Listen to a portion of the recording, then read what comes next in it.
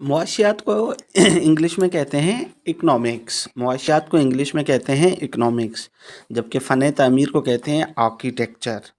हयातियात को इंग्लिश में कहते हैं बायोलॉजी, जबकि नबातियात को इंग्लिश में कहते हैं बॉटनी।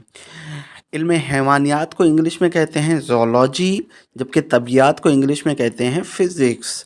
नफ्सियात को इंग्लिश में कहते हैं साइकोलॉजी, जबकि अर्ज़ियात को कहते हैं जियोलॉजी। अदब को इंग्लिश में कहते हैं लिटरेचर, और शायरी को इंग्लिश में कहते हैं पोइट्री। नसर को इंग्लिश में कहते हैं प्रोस, जबकि शुमारियात को इंग्लिश में कहते हैं स्टैटिक्स।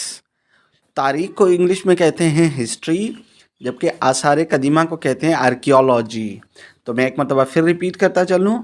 इकनॉमिक्स का मतलब होता है मुआशियात, आर्किटेक्चर का मतलब होता है फ़न तामीर, बायोलॉजी का मतलब होता है हयातियात, बॉटनी का मतलब होता है नबातियात, ज़ूलॉजी का मतलब होता है इल्म हैवानियात, फ़िज़िक्स का मतलब होता है तबियात, साइकोलॉजी का मतलब होता है नफ्सियात, जियोलॉजी का मतलब होता है अर्ज़ियात, लिटरेचर का मतलब होता है अदब, पोइट्री का मतलब होता है शायरी, प्रोस का मतलब होता है नसर, स्टैटिक्स का मतलब होता है शुमारियात, हिस्ट्री का मतलब होता है तारीख़, आर्कियोलॉजी का मतलब होता है आसार कदीमा। Thank you.